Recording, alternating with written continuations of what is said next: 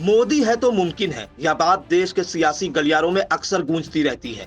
Wing commander और air force pilot अभिनंदन की महज 56 घंटे में दुश्मन मुल्क पाकिस्तान से सकुशल भारत वापसी के समय यह कहावत जैसे शब्द सारे देश की जुबान पर थे। एक बार फिर पूरे देश में मोदी है तो मुमकिन है ट्रेंड कर रहा है। हम यहाँ पर बात कतर की जेल में बंद 8 पूर्व नौसैनिकों की कर रहे हैं। इन्हें 26 अक्टूबर 2023 को वहां की एक अदालत ने जासूसी के आरोप में फांसी की सजा सुना दी थी। आपको याद होगा उस समय देश में किस तरह का माहौल बनाया गया था। इन पूर्व नौसैनिकों के परिजन आंसू बहा रहे थे और विरोधी मोदी को घेरते घेरते मोदी ही नहीं देश की क्षमता पर भी सवाल उठा रहे थे। अब जब कतर की अदालत ने सभी भारतीय पूर्व नौसैनिकों को रिहा कर दिया है तो विरोधियों की बोलती बंद है। साथ ही एक बार फिर मोदी है तो मुमकिन है ट्रेंड कर रहा है। आइए बताते हैं कि पूर्व नौसैनिकों का मामला क्या है।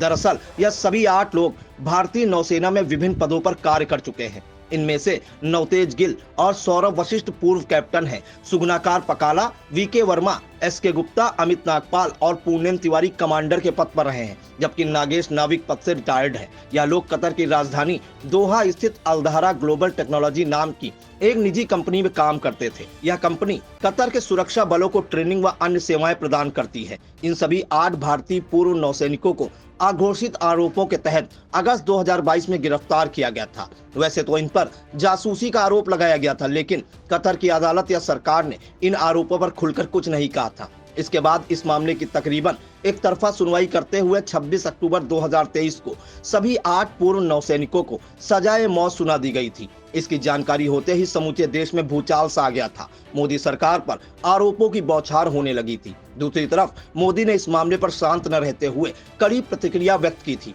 और सभी कानूनी विकल्पों के प्रयोग का भरोसा दिया था। इसके बाद भारत सरकार ने कतर की अदालत में अपील की थी, जिस पर 28 अक्टूबर को अदालत ने फांसी की सजा कम करते हुए उसे कारावास में बदल दिया था। लेकिन भारत सरकार इतने से संतुष्ट नहीं हुई और उसने न्यायिक के साथ कूटनीतिक प्रयास भी जारी रखे।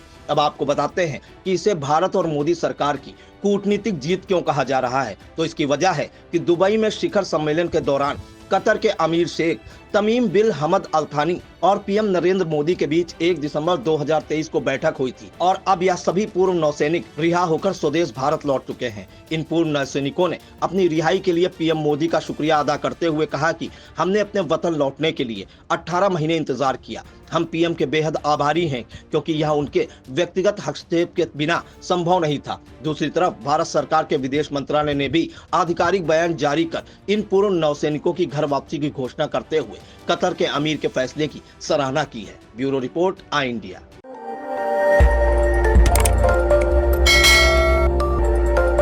खबर आपकी, नजर हमारी। देखते रहिए आई इंडिया।